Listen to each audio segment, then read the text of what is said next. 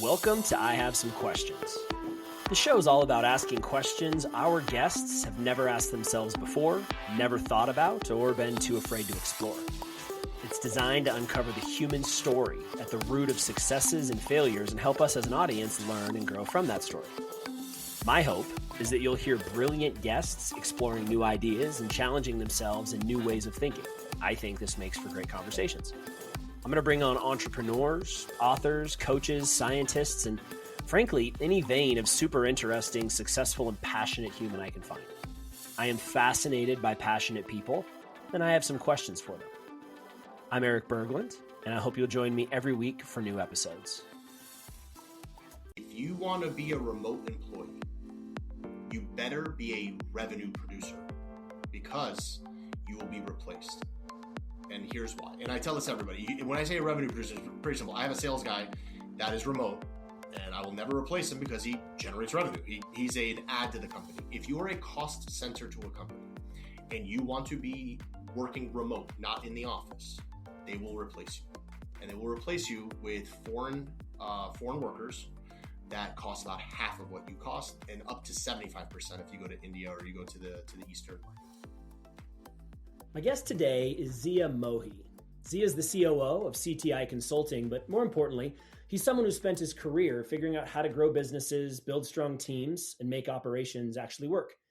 He's deep into the staffing and consulting world and helps companies solve hiring challenges at scale. He's currently leading a big shift into managed services and nearshore talent. He's got a heavy focus on the talent you can find in Latin America and provides a lot of consulting with his clients on how they might find the staff they need, because frankly, most companies aren't great at determining how many people they need and for what functions. He's built his career on the background of sales, which has really translated well into operations. And outside of work, he's a family guy, a golfer, and someone who really enjoys building things that last. It's great to have Zia. Please welcome to the show. Zia, welcome to the show. I've been excited to have you here for several weeks now, and the day's finally come. I'm really looking forward to chatting with you. I think a fun place to start might be you cut your teeth as a professional in the sales world and went through what is widely regarded, at least in our generation, as the top, or at least one of the top sales training programs, at least in its day, it certainly was, at Xerox. And that skill set of sales often propels people into a lot of different professional functions. And you've translated a sales career into a COO role at a staffing company. Maybe you could start by sharing some of the deep lessons you learned in sales that you have found that translate really well, not only into the C-suite, but into operations or any other aspects of life. So my sales experience and my sales journey was almost on accident. By the time I got into sales, I had already gotten my MBA. And when I got into sales, I don't know where everybody else's timelines are, but when I got into sales, it was during the Great Recession. And I didn't really want to be in sales. I thought I was better than that because I had an MBA. And I'm like, what am I going to go sell stuff for? I mean, look at all this education I have. I'm this. I thought very highly of myself for no particular reason because I had no experience. And I remember I was at Xerox. I spent 5 years in banking, not realizing I was good at sales when I was doing sales there. And then when I got into Xerox, it took me about a year to come to terms with the fact that I was a salesperson. I used to tell people I'm a consultant, I'm this. I'd come up with any synonym for sales that wasn't sales. And then I remember looking on the sales floor, and Xerox was smart about, they gave all the big guys offices and then they threw everybody else in the bullpen. And they would kind of just like, everybody would fight it out. And I remember one day I'd look at the sales board and the guy who was in first place of like us, the bullpen guys, I'm like, that guy stinks. He's not even smart. And I'm thinking to myself, well, how am I trailing to that guy? And I was really furious. I played sports my whole life, so competition's big for me. And I looked at him and I remember staring at the board, looking back and forth. And I was like, what in the hell am I doing wrong? And then I started thinking to myself, the only difference is that guy tries. And I was trying my hardest not to try.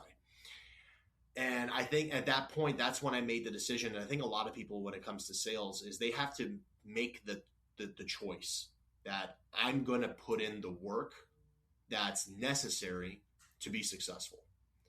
And at that moment, I knew what I had to do. I actually had to pick up the phone and make a phone call. I knew I had to go visit clients or prospects. I knew I had to start doing that stuff. And the second I made that choice, everything changed. There was no second place anymore. There was me, and then there was everybody else. And that's when I realized, I'm like, wait, I'm actually pretty good at this sales thing. Maybe I should look at this as like a career. And once that decision was made, I mean, sales took off. And at Xerox, you have a choice to make. And I think a lot of sales backgrounds, you have a choice to make. Once you get good at it, you have the option of, do I stay in sales for the rest of my life and I'm just a major account rep? Or do I go into sales leadership? And like an idiot, I went into leadership. And I say that because you work way more, get paid less. And it just like, it makes no sense. But way less fun. I tell everybody, if you're good at sales and you don't like responsibility, stay the hell in sales. Do not move. It's like a wonderful place. You'll build this thing called a book of business that will continue to pay you out forever, and you never have to worry about it. So no, on the other hand, I got way more satisfaction helping people, because like at a certain point, the bullpen would just come to me with questions all the time. Like, hey, how did you do that? Hey, I've got this situation. What would you do? And I would get more fulfillment helping them get their deals. And I really like that. Situation came up. One of my best friends at the company, they were going to let him go for lack of production. And I knew what was going on. I said, hey, listen, let me work with him. I can guarantee I'll get his sales up. And management looked at me. They're like, you're going to put your reputation on him? I'm like, yeah, I got him. And within 3 months, he did more than he did the last year. And they're like, hey, what did you do? I'm like, I just stuck with him. I held him accountable. I worked with him. I taught him what I knew. I do stuff with him and then at a certain point, he felt like he owed me to do the stuff he had to do for himself. And he took off. They gave me another person to work with. And then after that, they gave me an entire office to run. And that is it. So and it's funny you brought up the Xerox sales background. I actually came into Xerox after that. Oh. And so before, Xerox's sales training was unbelievable. They would take you I think today is like an underground bunker for the military. I think it's a Greenbrier or something, where they would host this unbelievable training for like a month. And when you left, you were a machine. But I think by the time I got to Xerox, things had changed a little more. It was a little more regional and it was more autonomous. And for us, it was more of, they throw everybody out to the wolves and they see who comes back alive. So we were all net new business. They weren't giving us accounts to go work. It was just like, hey, here's a list of 500 accounts that we don't have that we would like to have.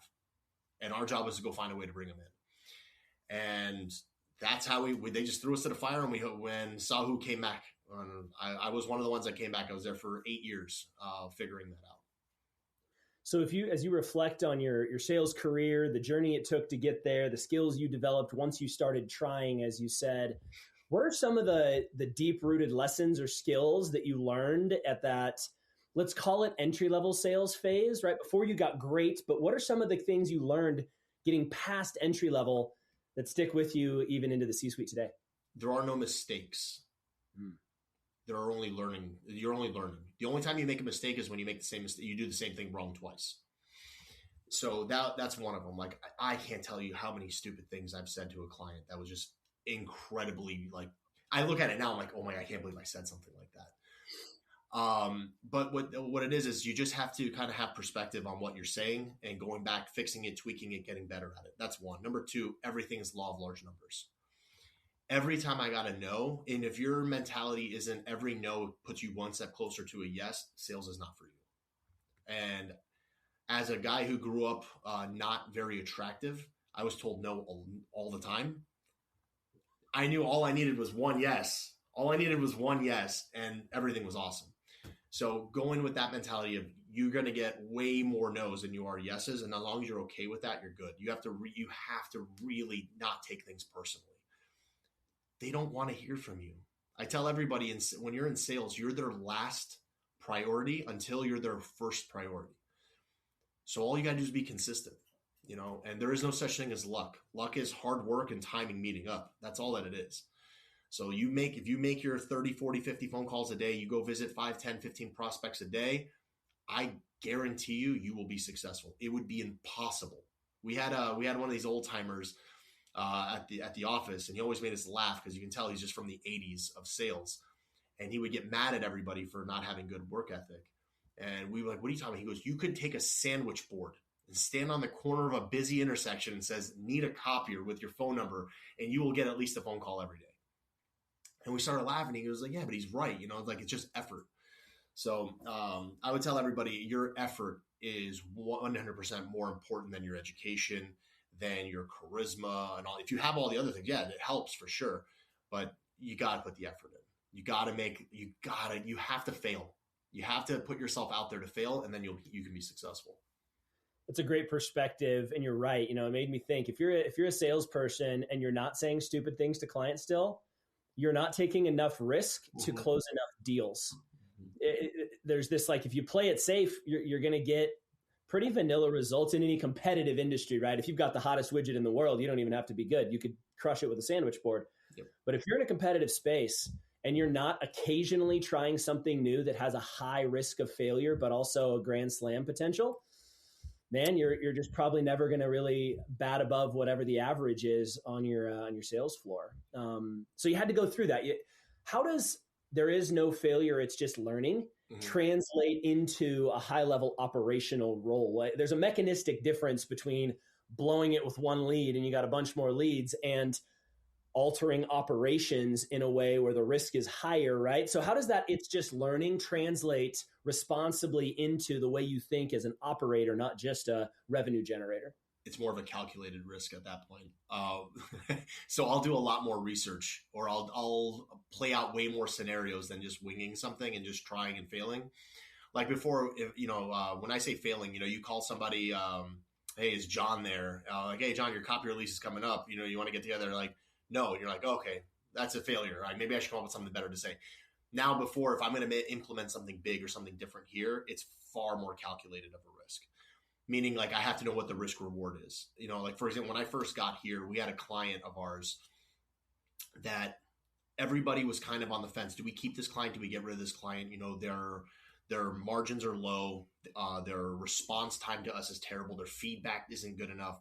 But we did a decent amount of business with them, but it wasn't the ideal client.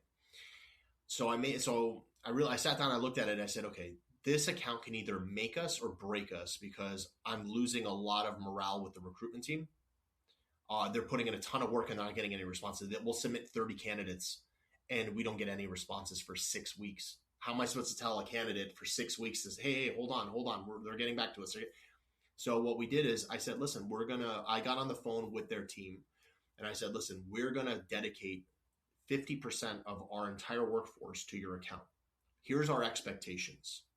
Our expectations are your line of communication with us improves and we start getting more hires. If you guys can do that, we'll have a great partnership together. If not, we're going to have to, sever ties. And they were like, who do you guys think you are? You're some little company in Fort Lauderdale. They're a big time company. And so they were kind of floored. And then I told our team, like, hey, listen, this is what we're going to do. We're going to go all in. We're going to send 250 candidates to this client in the next 30 days. And all the recruiters are like, no, we don't want to do that. They never get back to us. I said, guys, I need 1 month. Let's go all in. If it works, they're a huge account. Everybody's going to make a ton of money. If they're not, we're never going to do business with them again. And you saw everybody kind of do one of these. We went all in and we got the worst feedback imaginable and we severed ties that month. So we failed, but we failed forward because now I earned the trust of the recruitment team that I'm going to do what I said I'm going to do. Although we didn't get any business out of it, I wasted a month of resources.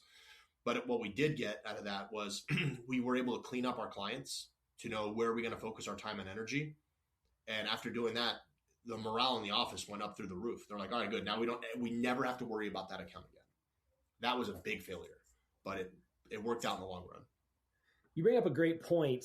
The way you fail as a leader is a lot different than the way you fail as a salesperson. The way you fail, the consequences are obviously very different as you're articulating, right? And because the consequences are higher, you prep more, you think more, you weigh it out differently. Probably takes longer to come up with the gambit or the position you may want to take. But leading through failure is an entirely different skill than burning a lead and being like, well, screwed that one up. Right. What are some of the lessons you've had to learn about how to lead successfully when your gambits don't pay off? Oh, number one, you have to be confident throughout the way. They can't see fear in your eyes. They can't see that you don't trust your gut. They have to know that you trust your gut. And then number two, they have to know it's okay to be wrong. And I'll tell them flat out, like, yeah, we really messed that one up, didn't we? Or like, hey, guys, that one's on me. Taking ownership of your failures is just as important as giving up the praise of the successes. And we will take and talk about that on a side note, but they have to know that you're not going to pass the blame of your failure to them. Right. And that's a big one, because then if they're like, wait a second, if he's not in the trenches with me, I'm not going to follow this guy. So for me, it's you just have to own your loss. You just have to, all right, hey, I messed up. It happens. I'm not perfect. The only thing perfect in the world is the 1972 Miami Dolphins, and we're not that. Have you ever heard of Project Aristotle, the Google study? I have not heard that one. So what you're describing, right? Your team's willingness to acknowledge you failing and to realize that they are not at risk for failure is this concept of psychological safety. And there was this study that was done. I just learned about this earlier this year. It's called Project Aristotle. I'm actually going to take that note because I got to look into that. Google did this study back, I want to say it was early 2000s, in the aughts at some point. But they observed that they had a wild degree of variance in their performance across their teams. Why does one team perform so much better, even inside the same divisions, right? The variance when you're that large of a company is observable. And they're like, what the heck are the root factors of this? Okay. And they went in with all these hypotheses. It's obviously skill, it's experience, it's budget, it's all of these things. The study pointed to one specific thing as the number one differentiator of teams that continue to outperform.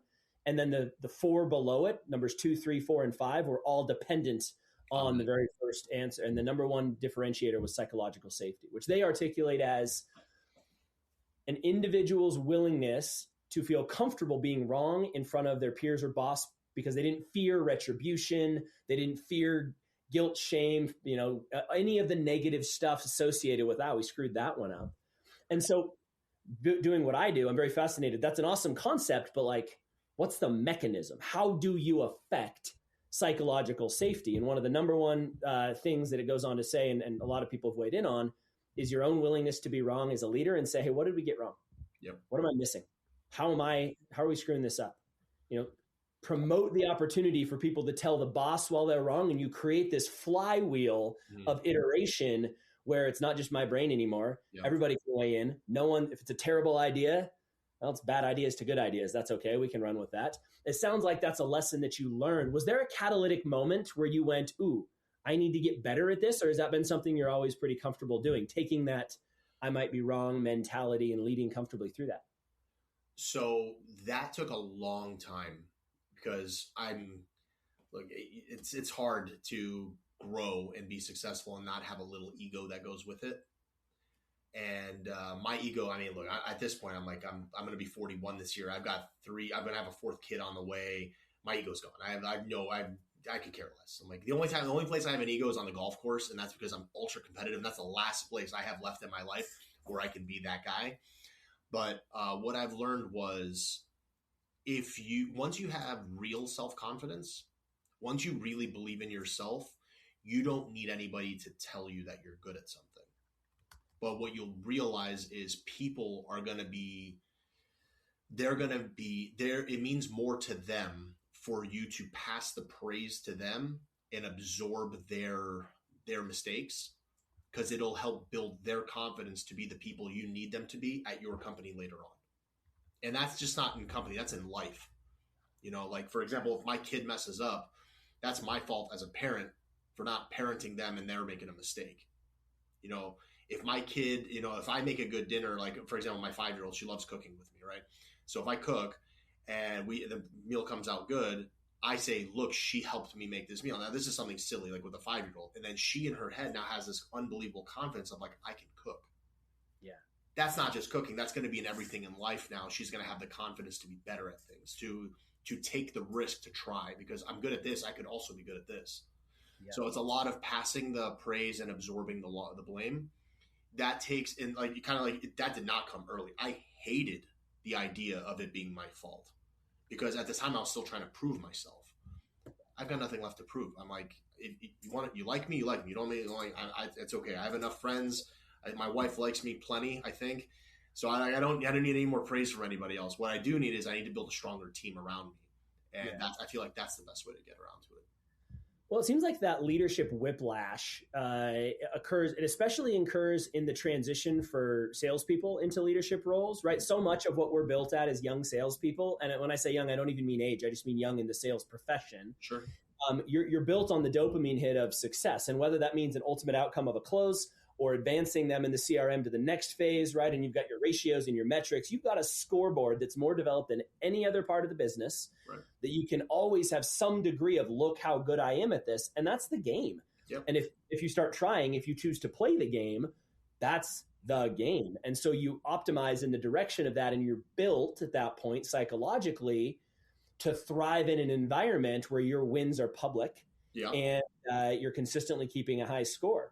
When you transition into sales leadership, you're still built that way. Just because I lived this, just because all of a sudden they're like, here's your title and your car and your Amex and your new salary, that doesn't mean shit about how good you are psychologically from decoupling from who you were that got you there.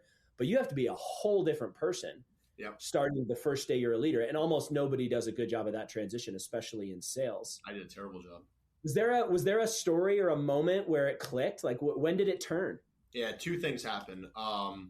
One, I got real fortunate that early on in my when I went into leadership, the guy that I reported to, he's my best friend's dad. So I reported to him, which helped a lot because we were able to be closer and we had a different relationship. And I remember one of the times he looked at me, he goes, listen, I know why your team is successful. You don't need me to pat you on the back in front of everybody to tell everybody knows your team is successful because of you, but you don't need the praise anymore. You need to start passing that on to them. And I remember looking at him, I'm like, oh wait, you know it's me? He's like, of course I know it's you. Like last month they sucked. This month they're good. You think that happened on accident? And I'm like, oh, I didn't. And again, I'm still thinking like a sales guy.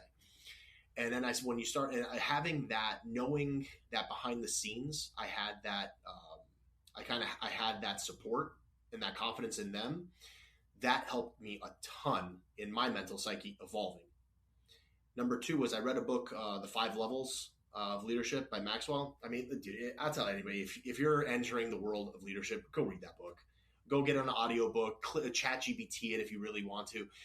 That book really, really puts leadership in a very organized structure of when you first get into it to when you're like the top of the food chain, and to kind of see where you are. That really changed my perspective a lot. That book really like stood out a ton. Really enjoyed it. And when I first got in, one of the cool parts was when they asked me to manage or to lead a branch, there were no surprises. One of the guys I remember in the bullpen goes, wait, he's not one of the managers? So it was a really easy transition versus somebody giving you a title. Now you have to earn their respect. They're like, oh no, wait, that already happened. So for me, it was like a really nice transition into leadership. So those are the two ones. One, having somebody there that helps guide you and like mentor you through like that initial 6 months is rough because everything's different. And then that book it really kind of spelled it out really easily, like really helped with that. That's a great perspective. You know, the value of feeling like you're in competent company is new in that transition for most salespeople, right? You have this is my lane. I'm great in my lane. I don't really have much of an optics to how management perceives me outside of this one zone of expertise. To then enter the world where other people are viewing your kingdom at a different scoreboard, you have to have a lot of confidence in that person, which I suspect, I know I have, you've met lots of sales leaders who do not feel like they have competent company there, right? And part of it's structural. Often marketing loves to have a reason to point at sales and say they won't close the deals very well. And account management loves to point at sales and say, you keep handing us hot turds, man. How am I supposed to keep these accounts, right? And sales likes to bitch at both of them back. So a lot of times there's a reason for the friction, but it sounds like you emerged into an environment where your mentor was able to quickly reassure you that no, we see the bigger picture of what this is, and that made it a lot easier for you. What guidance might you offer somebody who's not entering that setting, where when they emerge into the sales leadership role, they maybe don't feel that degree of confidence, maybe for a good reason, maybe just because they haven't been given the warm fuzzies yet, even though if they are in a good situation? How would you have done that if you didn't have maybe that mentor? Probably would have taken me a lot longer to do it. One, two, you have to be able to assess really quickly who is part of your team and who's not. And I would say for me, like, especially when you go into a leadership role, like when I first got here, within 6 months, half the people either quit or got fired because there's an expectation change that comes with it. And I remember when I first started here, and I talked to our owner, and I said, "Listen, man, if I'm coming on board, things are going to get ruffled very quickly, and people are going to come to you and they're going to complain about me." And he goes, "Good." I'm like, "All right, as long as we're on the same page." And I would say if you're coming in new, say you've taken over a team of 5, 10, 15 people, you need to quickly align yourself and realize who are my hard workers. And those are the people you want to keep around, because you can't teach work ethic. You can develop sales skills. And you got to see who are the cancers in your office, who are the cancers on your team, who are the ones that are always negative. Negativity is the worst thing you can have. Like, you have to cut that off immediately. I don't care what their numbers are. They might be one of your top producers, but if they're negative, they're going to bring down the rest of the team. You can find another producer. You're not going to be able to get rid of negativity, because they'll bring down everybody else. The other thing I would tell you is once you start investing in people on a personal level, you'll see exponential returns on the professional side. So one of the things that I always worked on was trying to understand what are people's personal goals, like why are they in sales? Why do they need the money? And then you kind of work backward to, all right, these are the things you have to do to get to the thing you want to have. And that kind of passes, you want to be able to build internal accountability, internal expectations in them. So they might have a quota and they don't really care what their quota is, right? Because that's a number the company gave you. You have to do this. This is our quota. They're like, I don't really care about your quota. What I care about is I want to buy a new house. I want to have a new car. All right, well, so one of my guys, I remember he came, he goes, "Listen, I'm tired of renting. I want to buy a place." And I said, "Okay, so what do you want to buy?" And we literally took an hour in my office. We broke down what he wanted to buy. We looked at down payment, interest rates. This is your monthly payment. This is how much you need to get down. How do we get you from where you are now to be able to afford this? And he goes, "All right, so I got to make more money." I'm like, that's always the answer for almost anything. You got to make more money, right? So he goes, "But how do I do that?" I said, "All right, are you ready for this?" He goes, "Yeah." I said, "Listen, this is how it works. For every 25 phone calls you make, you're going to set up one appointment, right?" He goes, "Yeah." I'm like, "For every 2 appointments, one's going to cancel." He goes, "That's true. For every 4 appointments we have, we'll close 1 deal. So that's our ratios. So this is what you got to do." And when he saw the numbers, he goes, "Okay, so this is all I have to do." I'm like, this is the minimum expectation for you to buy a house. That dude's life changed in the course of 6 months. He went from renting and this was a while back, so this is back pre-inflation prices. He went from spending $1,800 a month on a 1-bedroom apartment to now he bought a place and his mortgage was $900 a month. He goes, "This is amazing." I'm like, it's not hard. So, and then what you realize is they have I don't want to say like they're indebted to you, but subconsciously they're like, this guy helped me do that. I need to help him with whatever he needs. And then when you start building that joint accountability, joint expectations upon each other, that's all it takes. There's never been an appointment that they've asked me, that a salesperson will ask me to go on, that I've said, "No, I don't want to go on that one." It'll never happen. No matter how bad especially with new people, they set up the worst appointments. I'll never miss one. Reason is they need to know I'm in their corner with them. Once they know you're in the trenches with them, you're going to grow. They'll never leave you. Like, they'll never have that effect. You'll get the most out of your team. So that's pretty big. That's great perspective. I really appreciate the way you laid that out. In one of our programs, we talk about that concept. We call it alignment, where, to your point, that person, and I think this is a fair thing for them to have, they don't frankly give that much of a care about the number the company says they need to hit, right? It's an abstraction. It's a meaningful abstraction, but it's an abstraction. It doesn't impact their life. What does impact their life is the money associated with it. And we're far more motivated by cutting our daughter's college tuition check, or taking our wife on that vacation, or buying that car, or playing that golf, or whatever their thing is. Mm-hmm. And if you know that, it becomes a lot easier to come back to them and say, hey, you're behind on your ability to put that deck on your house this month, than you are going to them and saying, hey, you're behind on your quota. And that subtle shift as a leader, it just changes everything. Yep. And your ability to show that you care, you understand them, you help them map out the math, you change their life.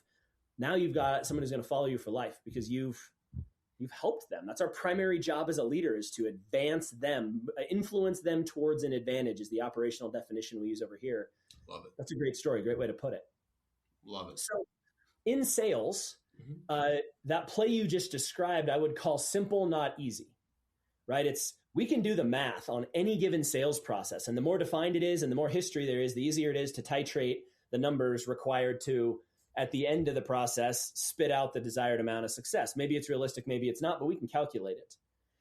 You very quickly, in any other dimension of business, lose that quantifiability, because almost nothing has the same internal scoreboard as sales does. There's a couple that might, right? Marketing to some degree with funnels, and maybe account management, depending on your process, but it falls off fast in your ability to quantify the process.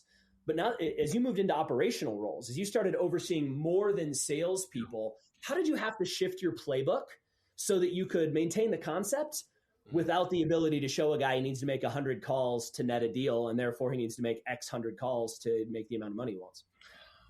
So one of the guys that I worked for, I didn't particularly like him all that much. He was a real hard ass, and he lacked empathy a lot. But he said something that'll kind of stick with me forever. And it's as a salesperson, like, I really like it. He goes, in any company, it doesn't matter what your actual title is. You only have one of two roles. I was like, okay, you're either in sales or you're in sales support. And I remember when I heard him say that, I was like, at first I was like, because I just had a genuine dislike for him. I wanted to blow him off. I'm like, get out of here. You're full of this.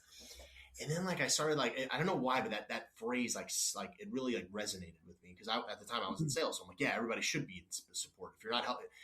And then I looked around, like, what about the janitor? What's the janitor have to do? And I thought to myself, if I bring a client in to the office and my office isn't clean, they're not going to get a good representation of who we are. So the janitor technically is in sales support. I was like, okay.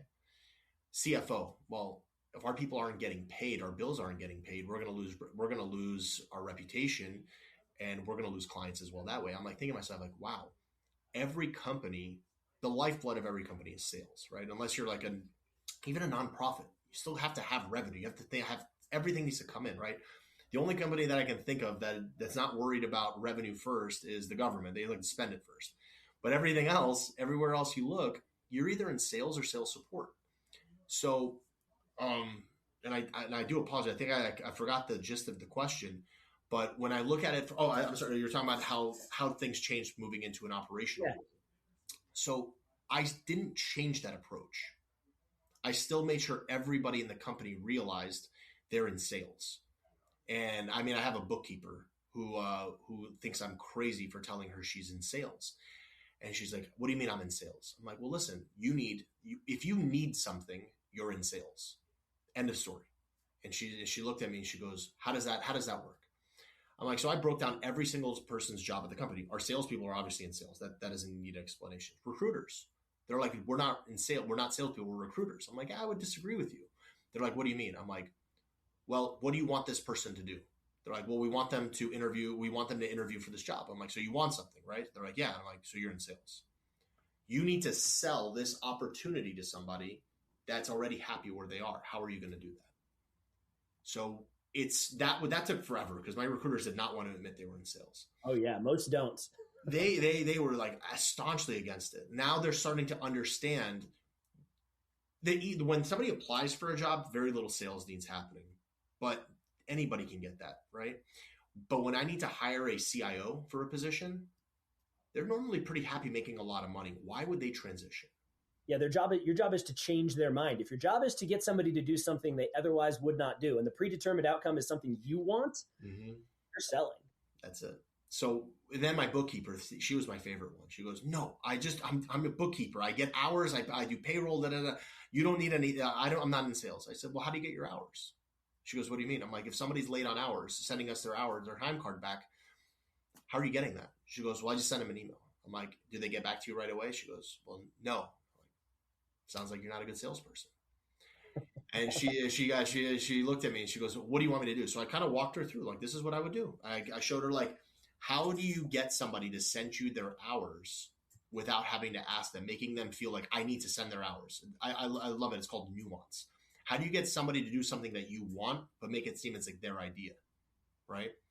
Well, if somebody's not sending you their hours fast enough, that might mess up them getting their paycheck on Friday, right? Like, hey, listen, we're having some issues with payroll. They need to get all the hours in by Wednesday in order for to pay you on Friday. If I don't have that in, your paycheck may be a couple days late. You think we ever have issue with hours again? Yeah, right. Never gonna happen. So nuance is a big thing of that. Making people take ownership, take pride, and then make it feel like it's their idea. So when I came here, I made sure everybody understood the lifeblood of our entire company is sales. And if you're not helping us with sales, your value to the company is going to be diminished. And that's probably why I lost half the staff within 6 months, because people like going through the motions. They didn't want any ownership. They're like, no. I'm like, listen, guys, go work for a big company. You'll be another cog in the wheel. You'll be another number there. They'll never know who you are, and you'll be very happy there. Here, no, man, we're a smaller company. I know everybody in this company. Everybody knows at any time you can wear a different hat. And like, my receptionist is my favorite. Her job is to answer the phone, open doors, and she runs our 9:30 meeting. That's it. There will be days I'll walk up to her like, hey, I need X, Y, and Z. And she'll be like, all right, I'll do it right now. And you can see she's excited to take the ownership of it. So depending on the kind of team you create, sometimes you want people to stay in their lanes. For us, that is not us at all. I tell everybody, I love ideas. If you have a better idea of what we're doing, tell me about it. But I do have one rule about complaints. I have no interest in your complaints if you don't have a solution to it. So I tell everybody, if you're going to come to me with a problem, that's fine, but you better tell me what your solution is to that problem. And I don't know if I answered your question at all. I went off on a tangent there, but if any of that was good, let me know. Yeah, I think it tracks, right? What I heard you say, the big answer you gave is it's still all about alignment. Mm-hmm. You help people recognize what they're really trying to do. In your bookkeeper's case, she's really trying to not have to harass a bunch of people because she's responsible to somebody for getting payroll out. And that person gets complained to if somebody's check gets missed. Mm-hmm. That person, her boss, really wants her to be a more effective salesperson so that she can not get yelled at about someone's paycheck not getting in. So there's a huge alignment piece to it. And I think my perspective on this has been one of the reasons that sales is so much easier or simpler, not easy, simpler, is because you have a scorecard, and that scorecard is a direct reflection of a process. Right. Sales is a process, not a skill. It's made up of skills, mm-hmm. your ability to close or discover or qualify or objection handle, negotiate. Those are skills. Sales is this big process. It's got multiple steps. And depending on what you sell, maybe more, maybe less, but there's about 7 steps in any sales process. And you can check each one of the boxes. Like, all right, I did it or I didn't. Because of that, it's that process view that makes it easier to guide somebody through all the necessary things it takes for them to be successful and get what they want. Sure. Sales is just better quantified. But most jobs are processes. Your bookkeeper, your accountant, your lawyer, most of what people are doing is some function of receive information, process of discernment, and downstream actions that may or may not require more information and more discernment. But you could chop it up into some string. And if you have a view on that stream, even if you don't know the stream intimately, but you could ask the other person, hey, what's the process you follow? You can run that same play in just about any arena, because that's what the real play is. It doesn't really have anything to do with selling. It just has to do with process observation and analysis. What do you think about that view? I think that's incredibly accurate. And I'll kind of back it up with a sports analogy. I feel like sales, if you're looking at a football team, would be like your wide receivers, your running backs, your quarterbacks, people that are putting up statistics all the time, right? Yeah, your skill positions. The easier to show up on my fantasy team, the number of great blocks you made as a left tackle. And then I feel like the only time you hear about the left tackle or the center is when there's a mistake. Yeah, no one's celebrating your bookkeeper because they didn't make any mistakes in the last 6 months, but you hear about it when your 10K looks terrible. That's right. And that's one of those things where it's difficult because, like you said, there's a scorecard. The only scorecard you have for offensive line is how many sacks did you give up? And that's not a good statistic. You want the number to be 0 all the time. So I'm 100% with you. You're 100% right. It's a lot easier to track things when there's a tangible result versus when you're like, as long as nothing's wrong, it's okay. And it is, you're 100% right. Well, it's interesting because the ability, the football analogy is perfect. Most sports are because we have visibility of them, because we have game film of them, and because each position in any given sport has a prescribed set of best practices that are pretty well known at this point, right? Like how you be an outstanding left tackle and how you be an outstanding running back are like they're distinct, but pretty quantifiable plays that you would be steered into early on and you'd practice again and again and again. That breaks down. That visibility and that set of best practices really breaks down inside of white collar jobs. Like it just, in the blue collar jobs, it's actually the same. If you're a really good welder, if you've turned out of the union as a master welder or journeyman welder, you got there by a certain set of prescribed best practices, and somebody can see the results tangibly and be like, that's a shit weld, or actually, yeah, that you did 3,000 of those perfectly. You're now at a master level. That's not true in accounting, in legal, in customer care, in so many professions, but telemetry has improved in sports. So actually, linemen are actually graded not just on the number that they give away, but they're actually graded on a scale now. They're like, I forget the name of the company that has Football Focus. There it is. That's them. Yeah, PFF.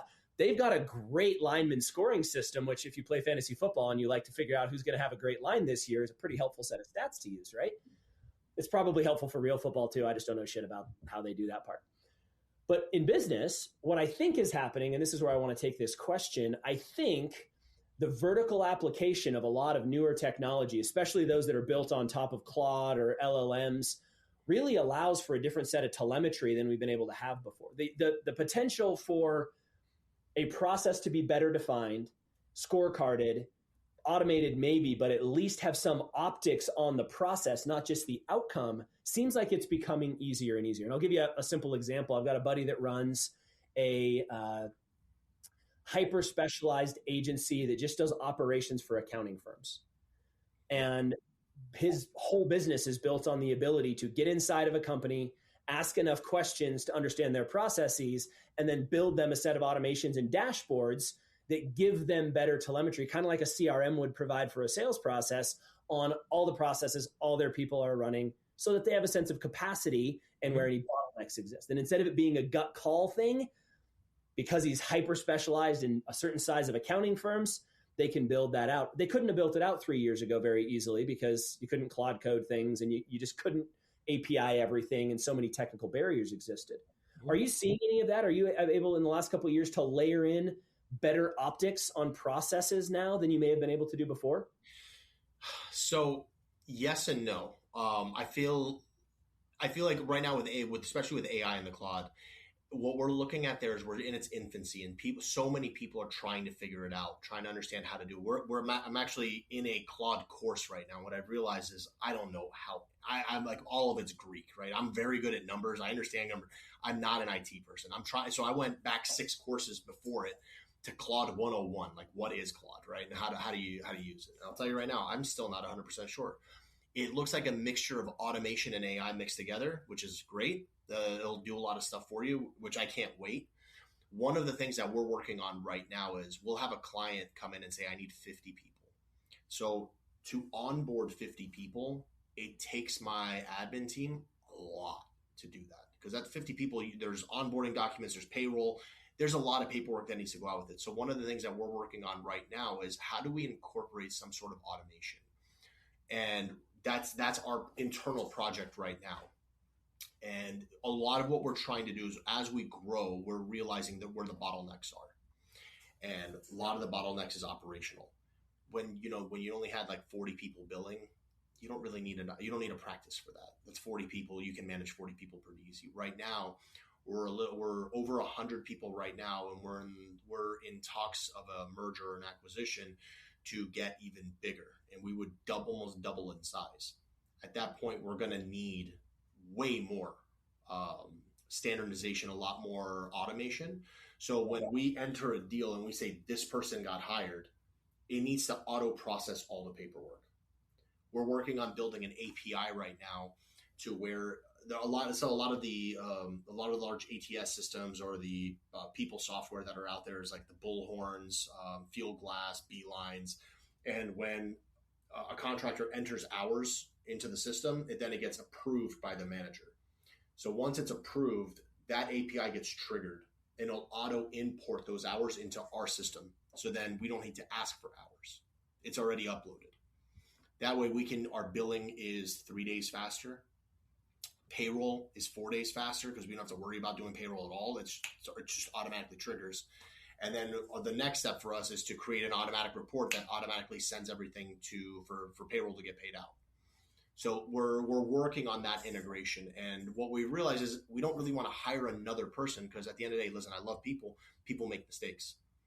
So the more you grow, the more problems we're going to have. We're looking how can we reduce that as much as possible. I'd love to hire 3 more salespeople, not 3 more admins. Because admins at the end of the day, they're in the cost bucket. They're not in the revenue bucket. So we're trying to see how can we offset that.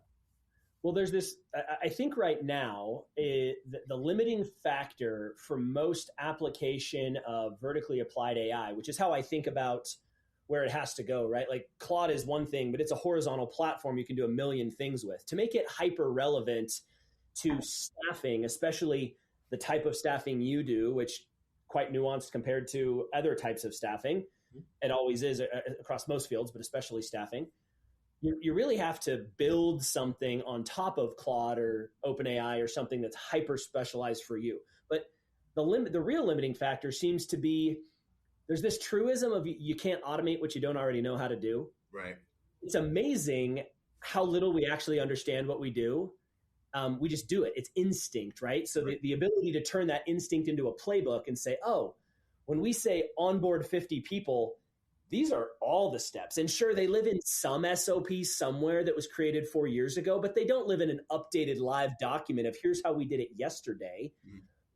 That seems to be the bottleneck or limiting factor for most companies to go, whoa, we have to spend how much time and energy figuring out what we actually do before we could ever automate it? Forget it. Let's just keep going. Yep. And that's a real point of tension, it seems like, for most companies. That's what it sounds like you're sharing over there. Very much. It's like going to the grocery store without a grocery list. Yes. Right? You show up and you're like, if you don't look through your cabinets and your fridge, like, all right, what do I actually need? And write it all out. Chips and Cheez-Its and snacks, and your wife's gonna be like, what did you do? Like, why was this? What's for dinner? How does that work? And then the number one extra thing I've got 9 bags of tortilla chips at the house because I never remember, like, did we eat those? I'm like, I'm going to get them anyway. Yeah, and you get all these tortilla chips and you're like, all right. So I'm like, okay, it's go to the store with a plan. Like and a lot of times we don't want to take the time. I'll figure it out when I get there. Like it doesn't with this, it doesn't work like that. You actually have to have a good formula in place. And for me, like I'm a type, I don't know if you're familiar with the disc profile. Mm-hmm. I'm a massive D, like just as big. I'm like, there is nothing else in my path. I'm just a D. And then I think to myself, that's why I'm so bad with the AI stuff, because AI stuff is so detailed, thought out, thorough. And I'm like, man, the C would love this. If you found an SC combo, they would be great at maybe AR or at this Claude architecture. Yeah. Me, on the other hand, I'm like, no, listen. I just want to eat the hot dog. I have no idea. I don't care how you make the hot dog. Just give it to me. Make sure it tastes good. Put a little relish on it, and we'll be fine. Yeah. Well, it really is it is a real limiting factor to the business applications of AI right now, right? The early adopters made up of maybe the S&C or the tech, the bleeding edge of tech adopters, which don't tend to be able to bring that personality into corporate decision making, because my bleeding edge preference doesn't mean we should spend $100,000 on this thing. Doesn't tend to work out yet, and that's why no one's really blown that's up. Why even with computers all changed when Steve Jobs figured out the mouse, right? Like before that, you were plugging in, like most people, like I can't do that. Forget it. They're like, wait, I can just click it. Yeah, the UI change made everything different, right? It made it far more digestible. Let's go back a moment, because you said something really interesting. In your business, staffing people don't tend to regard themselves as sales. Recruiters don't tend to think of themselves as salespeople, and yet that's absolutely the bulk of the job. Right. In both, you have to sell like 3 directions, maybe more. Internally, upward, externally to the client, and down to the prospect. And like, that's the 100% the root of it. Mm-hmm. One of the interesting things about salespeople's processes is preparation. Mm-hmm. The best salespeople, just like the best quarterbacks, they spend a lot of time prepping. Mm-hmm. And they really think ahead of time of what objections do I anticipate? How do I preempt those objections? How do I find the needs before I pitch? Like, really great salespeople spend time preparing. Sure. And that's really difficult to do in almost any given sales profession. What are some of the preparational things you've brought over onto the staffing side as they're starting to feel more comfortable as salespeople, if any?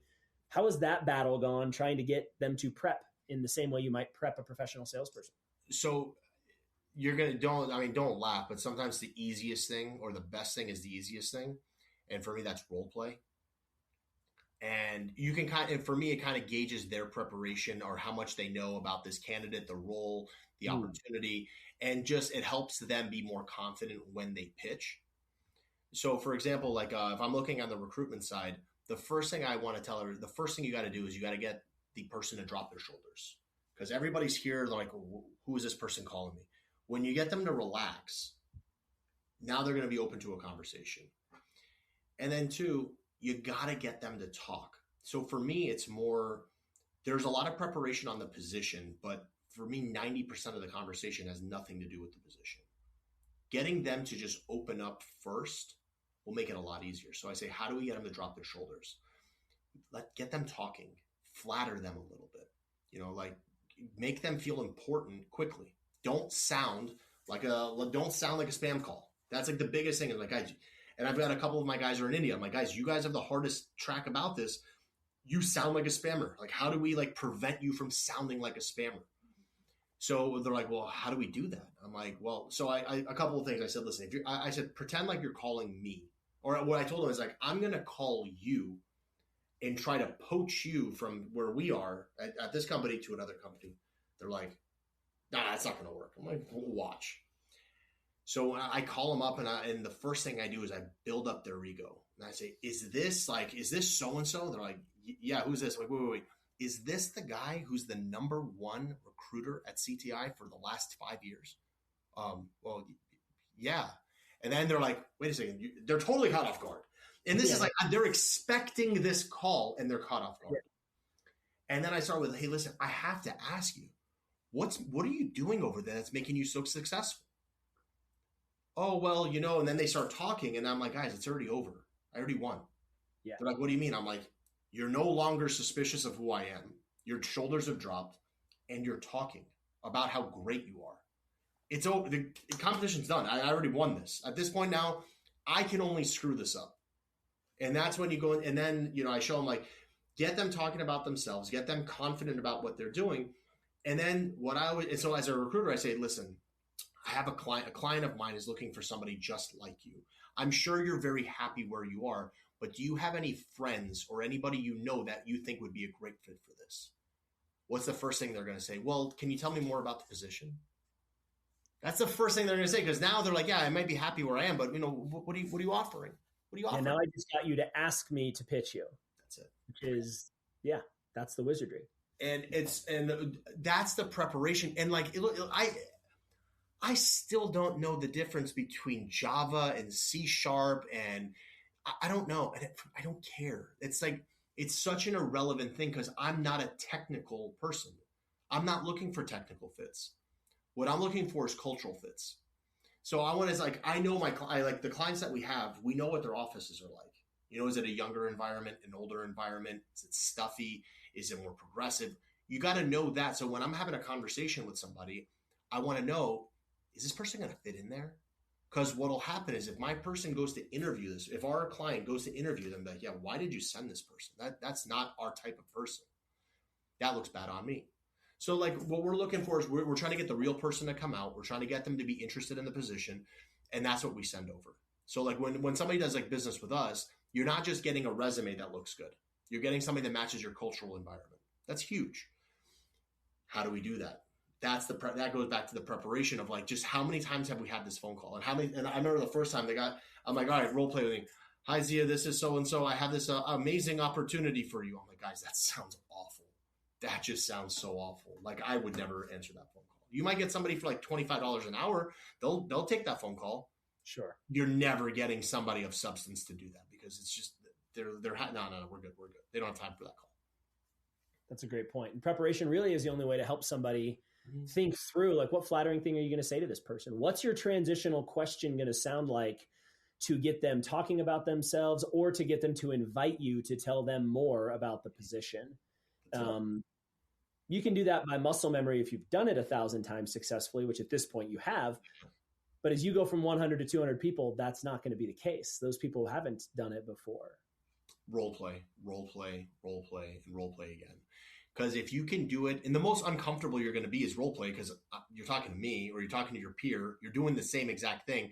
And it's going to make you giggle and smile because it's like, we're doing the same thing. Just remember, the person you're calling has no idea what's going on. Yeah. They're so green. Like you can make a mistake and they won't know. I'll know because we've been training for this for how long. They have no clue you made a mistake. Yeah, totally. They don't care that you made a mistake. So and then I'm like, the hardest this transaction is going to be is me and you on a call and you're trying to sell me. Once you go talk to them, it's cakework. So back to I think to answer your question, like preparation, it's role play. Role play. Obviously look at their LinkedIn, look at what they've done, see who's bragged about them, do a little bit, 3 minutes of research. You should know enough about this person to where you can have a conversation with them. Yeah. Well, and it's making me think, right? You got the Leo DiCaprio behind you, and that makes me think of Boiler Room. Do you remember that movie? Like some of the examples of them on the sales floor and some of the things they would say, like the client doesn't know any better. Again, ethically, who cares if we're not talking about that part of it. We're talking about the tactical communication reality that they were brilliant at in that movie and also in Wolf of Wall Street. The maximum I can sell you is 2,000 shares. Whoa, wait, why only 2,000? I love that. That was so good. Away. So good. I loved it. So you're going to go from 100 to 200 people. Mm-hmm. A staffing company. So if anybody's well equipped to find those 200 people, that extra 100 people, it might be you. Like often companies have a hard time eating their own cooking though. So like I've worked with a lot of marketing agencies, and when you ask marketing agency, hey, how do you find new clients? And they all say referrals. And you're like, wait, hold on. You don't run your own marketing programs? Like that seems backwards to me. How does, what are some of the things you've learned in staffing for your own recruiting company where it's been hard or easy to eat some of your own cooking and best practices? So I will tell you, it is exponentially harder for you to get a new client than it is to find a new candidate. I mean, exponentially harder. And I tell all my sales guys the exact same thing. You need one client a year to be successful. Max, one client a year to be successful. Versus a recruiter, you're going to need 5 good candidates a month. So it's completely different. So when you say eat your own, for me, like if you tell me like, hey, we got 100 jobs coming in, I'm like, yeah, no problem. We'll figure that out in 30 minutes. We'll figure that out. We'll have a plan in place. We'll go. We use AI on the recruitment side already. So whether it's we put a post out to get candidates, we can do an email blast to find candidates, LinkedIn to get a candidate, however which way we find candidates, that's easy. We can filter them, we can put them through the funnel, and it's locked, loaded, ready to go. Finding the client is way, way harder because here's my issue. I'm going to come to you and tell you that how do I tell you you're not good at finding people? I'm challenging your competence in firing people, right? That's imagine. So a lot of times you have to go through HR. HR is our worst nightmare. Like, work with HR. We're like, oh man, because if you have to work with HR, that's literally their job is to find people, right? Yeah. So that's the thing. So we love to go through, project managers, product managers, directors of IT, SVP, anybody that's high enough up the food chain that has a team. That's who we like to go with. That's who we like to that's who we target when we go prospecting, we go to networking events, email blasts, whatever we do. Kind of back to the law of large numbers. This one stinks because you got to make a lot more phone calls to get one. Our biggest thing is I say, guys, go look for jobs that have been posted for more than 90 days. Because if a job's been posted for 90 days and they haven't fulfilled it yet, it's either not important, they forgot to bring it down, or they're in dire need. I'll take a 30% chance. Yeah. Right. So that's kind of what we look. That's kind of what we look for. So you'd be an interesting role. I know you mentioned on the technical side, you don't know a lot about maybe Claude or the LLMs or some of the AI tools, but I suspect you have your pulse on employment trends in general, based on what you do.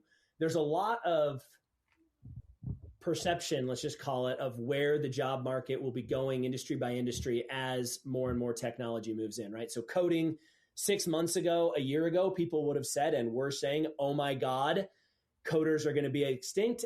And yet it sure seems like the vast majority of people that employ developers want more of them, not less of them. They've just been supercharged, and it's unlocking a part of the market that wasn't available before. So the pie got bigger, and we need more developers, not less, because of this technology. So maybe share your perspective, if you would, on the horizon, maybe it's specific industries, trends, I don't know, of employment, and how we should think about that, or how you're thinking about it over the next several years with technology potentially displacing people. So a couple of things that immediately pop out to me. Number one, if you want to be a remote employee, you better be a revenue producer, because you will be replaced. And here's why. And I tell this to everybody. When I say a revenue producer, it's pretty simple. I have a sales guy that is remote, and I will never replace him because he generates revenue. He's an add to the company. If you are a cost center to a company and you want to be working remote, not in the office, they will replace you. And they will replace you with foreign workers that cost about half of what you cost, and up to 75% if you go to India or you go to the Eastern markets. Like right now, for us, one of our big things that we do is we do LATAM. We're huge in Latin America. I'm going to find you somebody on the same time zone, same competencies. A lot of them are U.S. educated, like they came here for computer science degrees, and their English is fantastic. I live in South Florida. Everybody has an accent. So like for us, it's like not a big deal at all. And if I gave you the option of, well, you can have Bob, who lives in Fort Lauderdale, doesn't want to commute to Miami for $150,000 a year, or you can have Raul, who's down in Colombia, and Raul's going to cost you $65,000, $70,000 a year. Like I'll take two Rauls, and it's not even a question anymore.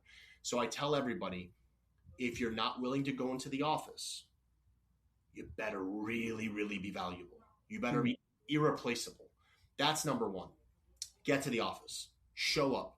Two things that are going to happen there. Number one, you're going to grow professionally, and number two, you're going to be non-replaceable. Like they're not going to want to replace you. Number two, every single application or every single job description we're getting now is standard. And then there's a last line, AI. How are they using AI to do their job? What platforms can they use? Every single one now is asking for AI. Every company right now that we're looking at, it has FOMO. They don't want to miss out. They're like, we don't know what it is. And that's my favorite thing. They have no clue what AI is. They just know they need it. Otherwise, they're going to be left in the dust. Yeah. So that is a big, big thing right now. Find a way if you right now, I don't care what you do for work, how can you utilize AI in what you do? You are exponentially more valuable to the company and to your next employer or to yourself. Yeah, that makes sense. I want to straw man the case that you're going to be replaced by AI, and I want you to shoot it down for me. Is that okay? I've been thinking through this quite a bit based on some of the companies that I run over here, and I've got this position. I haven't had a chance to socialize it yet, so this is kind of a fun first for me, and I'd really like someone who's more qualified than me, you, to beat up my argument a little bit. Would that be all right? I'll try, but my concern is I agree with you. So. Well, maybe, I don't know. We'll see. Here's my thought. A year ago, I would have said the same thing that you're sharing, that I really think certain industries in particular are very much at risk of short-term and long-term replacement by automation or agentification of AI. Mm-hmm. And that would have been my position even 2 months ago. But but it's really changed after hearing a couple different people speak about this topic. One was Jensen Huang, the CEO of NVIDIA. A couple of the guys, a couple of guests have been on the All In podcast over the last several months that have just caused me to think differently about it. And I read a few essays that made me think differently about it. So here's my argument. We'll see if it bears any water here. In the 1950s, ATMs were just starting to be conceptualized. Computers were coming about. Banking seemed like a hot application. By the 60s and 70s, I forget the name of the company, but they had developed the first ATMs in partnership with IBM, and they started to roll out. And the fear was all the teller jobs are going to go away. And what happened was between 1970-ish and 2010-ish, the number of teller jobs skyrocketed, didn't go down. The number of ATMs obviously skyrocketed as well. And the perspective was, oh my gosh, these ATMs do the same job. They perform the same task function as a teller. Why are we going to need tellers? Okay. But what happened was the ATM allowed banks to regionalize with significantly less risk, because instead of putting 4 branches in one geography, you could put 1 branch and 15 ATMs. And now you could have an office in Chicago or Des Moines or wherever. And so what you saw was the number of tellers didn't go down. The number of tellers globally went up, or at least in North America, but the number of tellers per branch kind of plateaued. They didn't need more, they didn't need less, but the number of jobs overall went up because the pie of the number of banks that needed served was significantly bigger. Okay. Similar thing happened in 2020. There was a real fear in 2018, 2019, 2020 that radiologist jobs were going to disappear with computer vision. Once computer vision is good enough, why do I need some dude to bleary-eyed stare at my x-ray and tell me what form of cancer I have? So they literally saw a decline in the number of people applying to be radiologists in school. That specialty started to become a riskier one to pursue. Fast forward 6 years, because hospitals like to make money like banks do, you need a lot more radiologists, not than you would have needed had people kept going at the same rate, but the number of radiology jobs has increased dramatically because looking at x-rays is not the purpose of a radiologist. The purpose of the radiologist is to coordinate care for the cancer patient with the physician. The task was interpreting these x-rays. And so because you could do the task faster and remove that bottlenecking function from the process, you actually had a lot more patients you could serve. The limiting factor was never cost. The limiting factor was we can't serve enough people fast enough. Right. So those are 2 stories. I have 3 others I'm not going to go into because it's a bit long-winded, but I think, at least in the short term, we're definitely going to see some displacement, right? Oracle laid off 30,000 people last week or the week before. It's obvious we're going to see some right-sizing in certain specific places. But I suspect that right-sizing is going to take place as the pie gets bigger in a lot of specific jobs. Right. Coding is one, digital marketing is another. Obviously, radiology is one that we've used before. And so my suspicion is that, yes, somebody with AI might take your job. Yes, your job in the short term might be displaced, but the pie is going to grow so much bigger that there's going to be a lot more jobs for people who were probably overqualified for the job they just got displaced from. Because we've been employing a lot of people in jobs that we wouldn't really need to put a human in. You don't need a full-size functional human brain to do many of the tasks required in a lot of companies. It's just that we don't know how to train a dog or a robot to do it yet.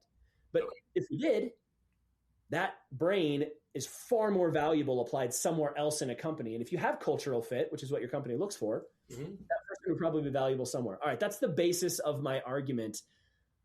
Shoot some holes in it. What am I not thinking about? Or what are you seeing in the world that tells you, no, I don't think that's the case? I think your argument holds some water. A couple of things to look at. So look at your ATM one. It allowed regional branches to grow. What you're really looking at is you're making your employees far more efficient, right? So one person is able to, like you even said with the radiologist, they're able to expedite more patients faster, see more patients. Your ATM, I would say they're making the process more efficient. They're making the human more effective. They're aligning them more on the purpose of what they're supposed to do by removing things that don't really need to be, they don't have to do in order to perform the function required. The purpose. And you're going to see that more and more and more. Like you saw that at McDonald's, right? Now, when you walk into a McDonald's, you don't go to the counter, you go to the kiosk, you order, right? You saw that in car manufacturing.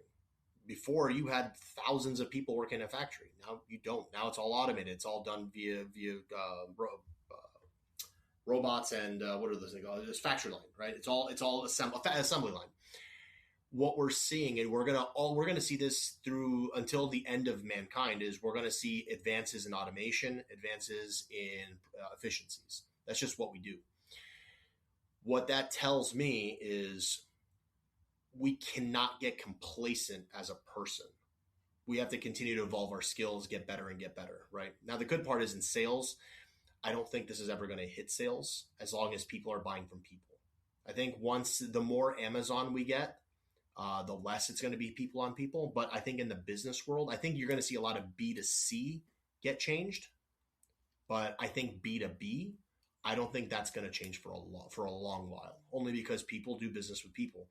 Now, but if I'm buying something from Amazon, after a while, I as a consumer can just create my list and it'll go on Amazon. Eventually, this is going to happen. I'm going to create my shopping bot and say, hey, this is what I need.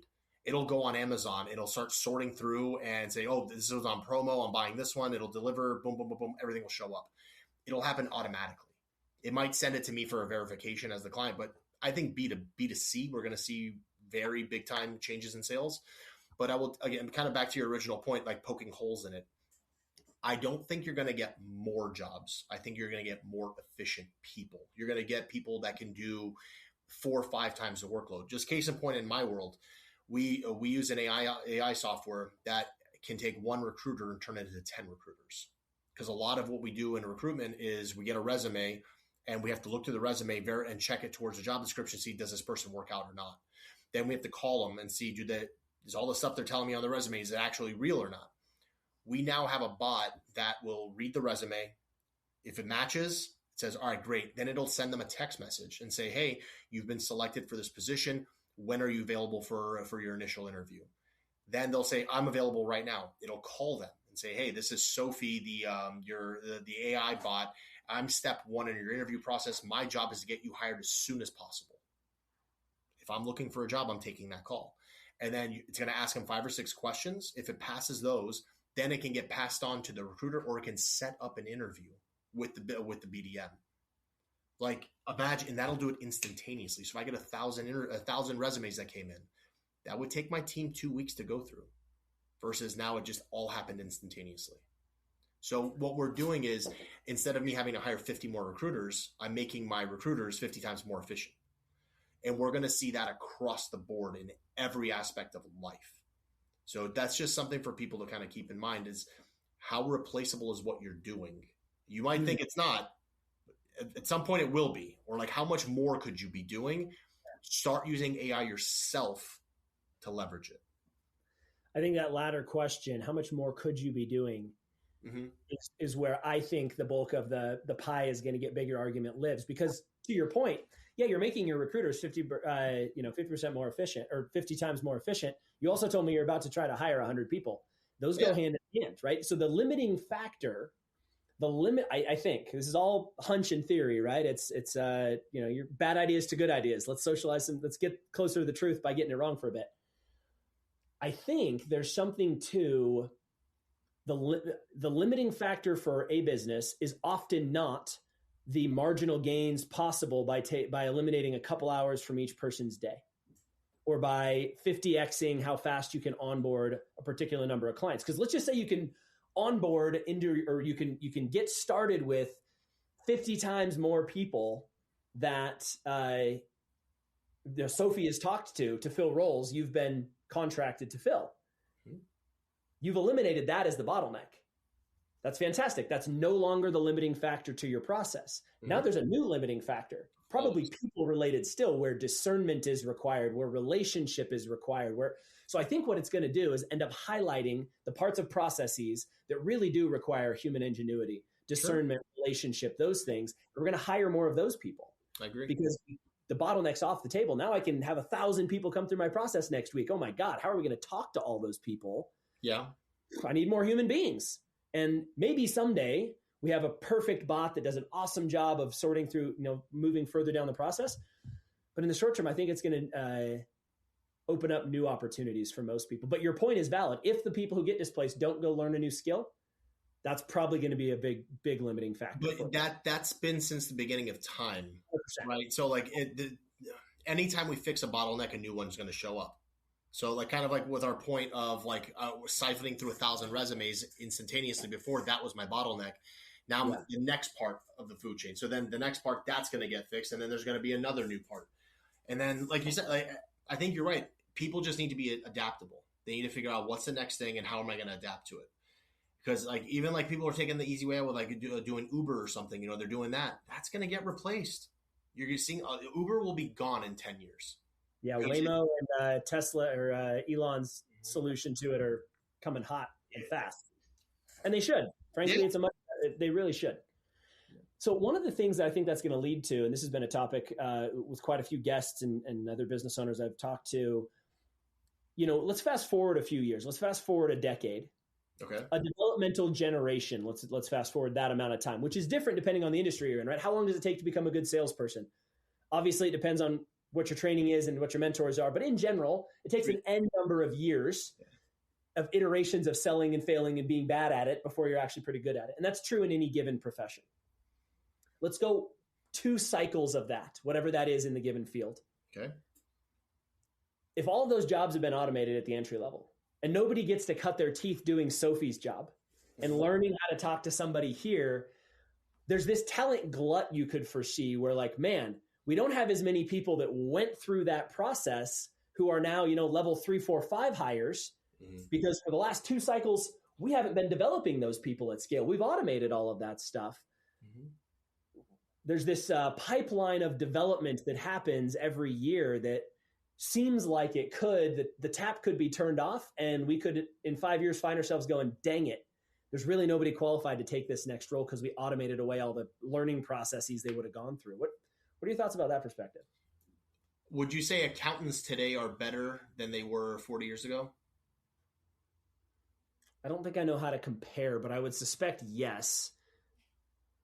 Yeah, the calculator, QuickBooks Online, lots of tools like that. Sure. I would say those skills that you're talking about. Like I would tell you right now, if we went into a high school and gave them a multiplication table, they'd probably not score as well as we did because we had to memorize them and know them, right? Yeah. The calculator has made multiplication almost like an unnecessary skill. Like you can do it on your phone. Like back in the day, remember you had the watch that had the calculator on it. Calculators have moved us. And that's such a primitive technology we're talking about, right? Yeah, right.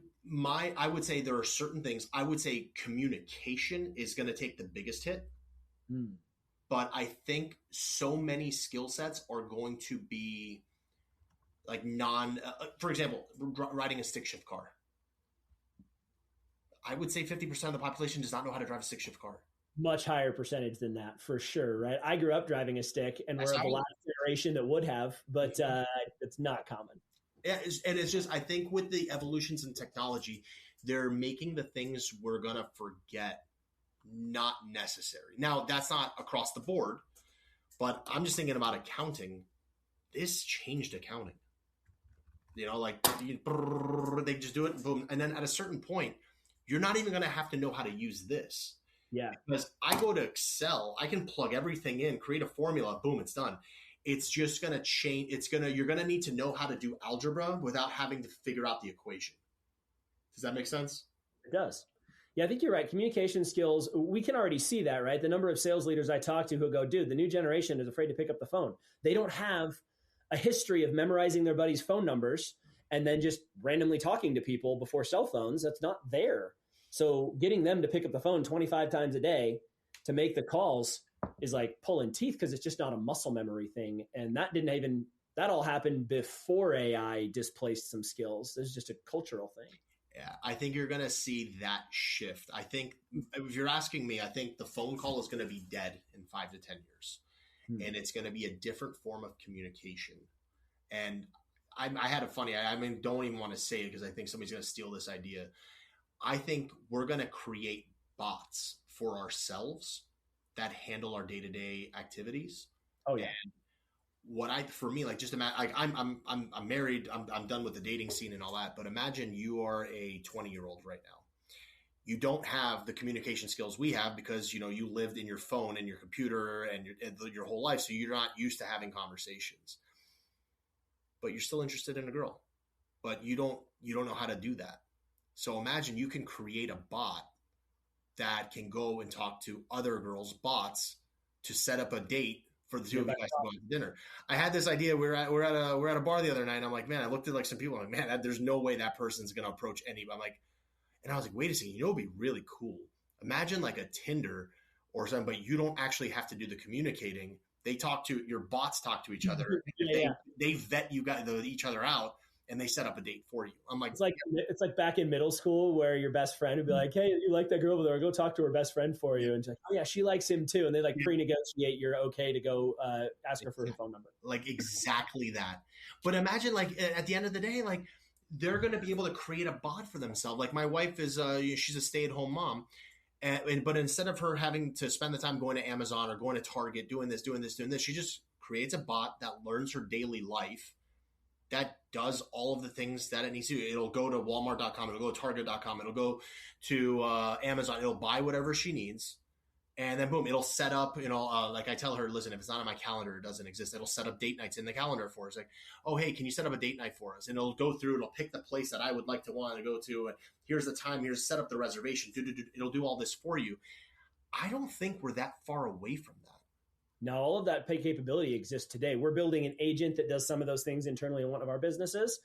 And then, a buddy just launched an app last weekend that is designed to do a little bit of this for with the intent of making us all better at reaching out to the people that we care about, and just making it as frictionless as possible to do things. So I think you're right that's where it is going. That's interesting. So like you talk about communication skills, you're not going to need it anymore. So maybe I better figure out how to hit the lotto now and retire, because I don't know if I'm going to be replaced. Yeah.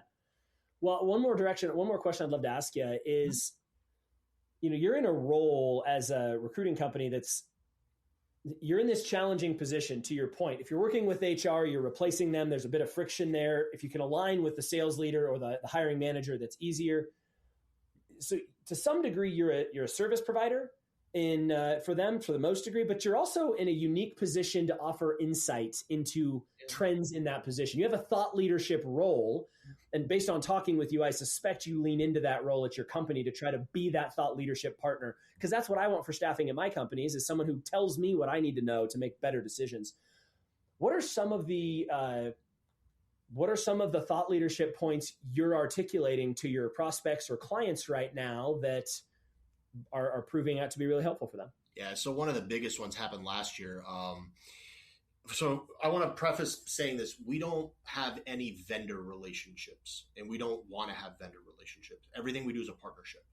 We have Fortune 500 companies, and we also have mom and pops, and we have everything across the board. Our mom and pops and us, when we work together, we realize it's not like if Xerox owes you money, you're going to get paid. There's Xerox. There's no question about that. Some of your mom and pops, their company takes a turn, you might not get paid. And that's a big problem, because a lot of our people are contractors. So we've already dished out the cash. So we have to make sure we get paid. Right. So when we look at every relationship as a partnership, we're invested in your success by providing you the right people and the right insight into what's going on. Last year, massive change in the IT world with the H-1Bs, right? It went from a $2,500 application to a $100,000 application. Huge hit. If you are hiring H-1Bs, you're not anymore. So your hiring needs don't change, but your resources do. So one of the big things we did is we sat down with any of our clients that either did hire H-1B or were planning to do H-1Bs, and we say, all right, so we first ask them, like, hey, how does this affect you guys? Well, this is what happens to us. Now we can, instead of bringing on 7 people, we can only bring on 3. Or we're like, okay, well, why don't you just bring on the 7 people, but we'll do it a little bit differently. So we'll give them different options, whether it's hitting the LATAM space, opening an office in India, maybe bringing on more junior people, like more fresh out of college people, and give them one senior person to grow and develop them. We gave them a bunch of different options, and they said, well, we don't know how to do that. I'm like, well, man, it's a good thing you have a partner that does all these things, right? So that's what will help them. We will help them through. We'll hold their hand through the whole process until it becomes their own process. And a lot of that, the H-1B was a really big one, because that shook up the market a lot. Like we had a lot of clients that didn't want, because we didn't do a lot of H1 stuff before. Now they're all calling us, hey, what solution do you have for us? We can't do this anymore. So that's been pretty good.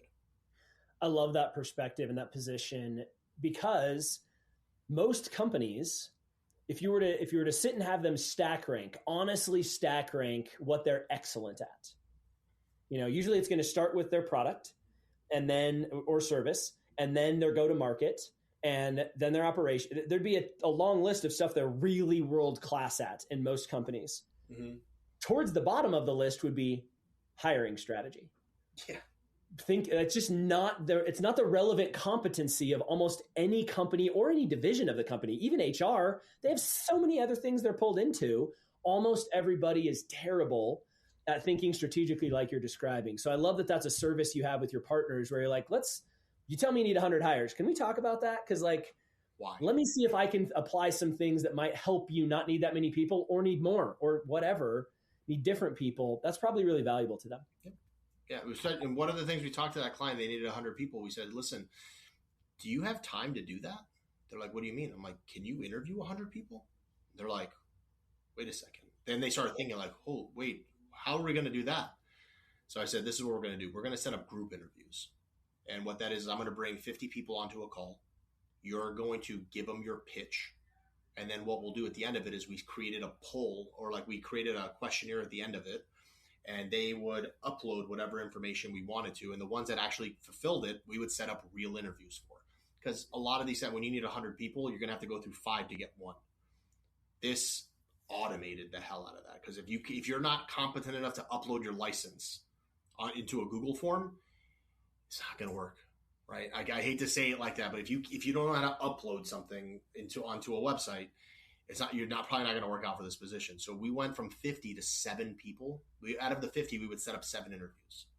And he goes, wow, you saved me 43 interviews. You know how much? He's like, and we play golf together. He goes, you know how many rounds of golf that is? I'm like, yeah, I know exactly how many rounds of golf that is. 43 interviews. Yeah, that's a lot. I'm keeping tabs. You owe me this many rounds of golf now. Yeah, there's a place up here called the Park. He owes me a round, and he knows it. So. Yeah, that's awesome. Hey, we're running out of time. Thank you so much for coming on. Thanks for sharing your wisdom with us. I appreciated it. If somebody wanted to connect with you, either for your thought leadership, staffing services, whatever it might be, what's the best way for someone to make contact? Best way, you can go to our website, ctistaff.com. You can find me on LinkedIn. I'm Zia Mohi. I'm pretty sure I'm the only one on all of LinkedIn. So if you can't find me, that's a typing issue. You can send me an email. It's zia@ctistaff.com. Anything like that. If you're local, you want to grab a cup of coffee, a drink, lunch, let me know. That's how I prefer to do business. I do not like to do this. I prefer let's get together, get to know each other, and see how we can help each other out. Fantastic. We'll share the link to the website as well as LinkedIn in the show notes. And Zia, thanks for coming on, man. It's a pleasure, man. Thank you for having me. Yeah, of course. See you next week, everybody. Thanks for joining us this week. Don't forget to take a second and subscribe. Maybe even share this episode with somebody it made you think of, or someone you think would take some value from it.